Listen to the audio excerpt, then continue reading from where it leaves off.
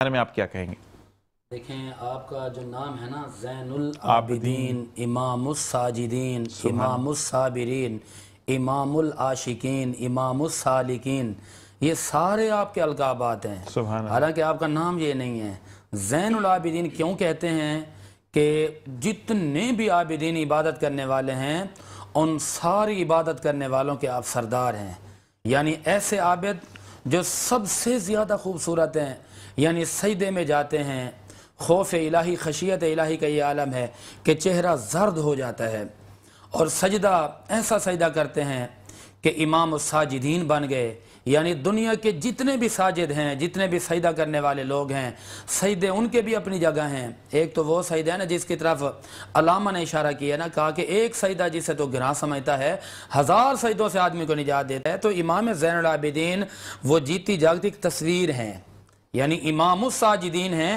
سجدہ جب رب کی بارگاہ میں کرتے ہیں تو جھکے نہیں ہیں، بیمار بھی بہت ہیں، کمزور بھی بہت ہیں، اور کمزوری کا یہ عالم ہے کہ کھڑے نہیں ہو سکتے، اس قدر بیماری ہے، شدت ہے، آنکھوں سے دیکھ رہے ہیں، لیکن جوش اور جذب اور بہادری اور ولولے کا یہ عالم ہے کہ کھڑے ہو کر یزیدی فوج کو للکارتے ہیں۔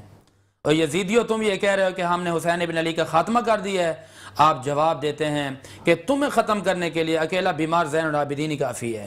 تو وہ امام زین العابدین اپنی آنکھوں سے دیکھا حال ہے کہ انہوں نے پانی بند کیا ہوا ہے، لیکن اسی کربلا کے اندر بات آپ نے کی امام زین العابدین کی، تو ایک جملہ میں ضرور کہوں گا کہ امام العابدین، امام الساجدین، امام العاشقین کا کردار کیا ہے؟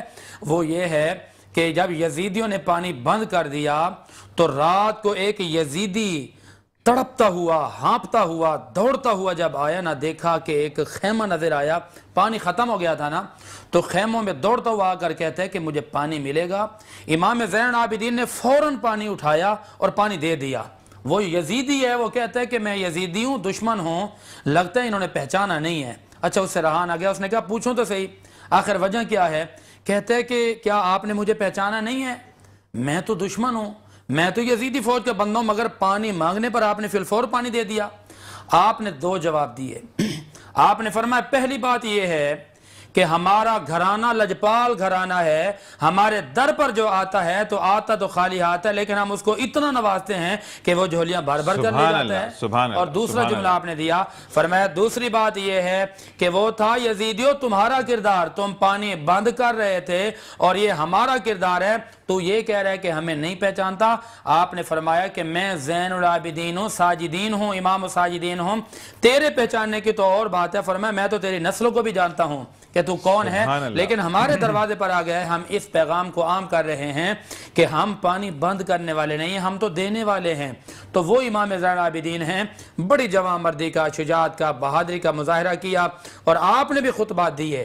اس کے بعد پھر آپ کا امتحان شروع ہوتا ہے، بیماری کے باوجود ایسے جوہر دکھائے، ایسے خطبات بتائے کہ قوم کو یہ کہا، منبر پہ کھڑے ہو کر یہ کہا کہ ہم محمدی بھی ہیں اور ہم حیدر کرار والے مولائی بھی ہیں۔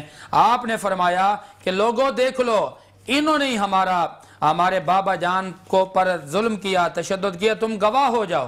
اور آپ نے فرمایا کہ میں دیکھ رہا ہوں کہ جنہوں نے حسینیوں کا کردار نبھایا اور حسینیوں کا ساتھ دیا، میں زین العابدین کل قیامت کے دن نانا جان کی بارگاہ میں عرض کروں گا کہ اے نانا، یہ ہمارا ساتھ دینے والے، محبت کرنے والے لوگ ہیں۔ پھر نبی رحمت کی حدیث بھی گواہ ہے، آپ نے فرمایا کہ جو ان سے محبت کرتا ہے میں ان سے محبت کرتا ہوں، اور جن سے میں محبت کرتا ہوں ان سے اللہ محبت کرتا ہے۔ مولا علی نے بھی پوچھا یا رسول اللہ، ہم سے محبت کرنے والے کہاں جائیں گے؟ سوال یہ تھا کہ ہم کب جائیں گے جنت؟ فرمایا سب سے پہلے ہم جائیں گے۔ پھر پوچھ ہی لیا، سوال پیدا ہوتا تھا نا کہ جو ہمارے محبت کرنے والے ہوں گے یہ کہاں جائیں گے؟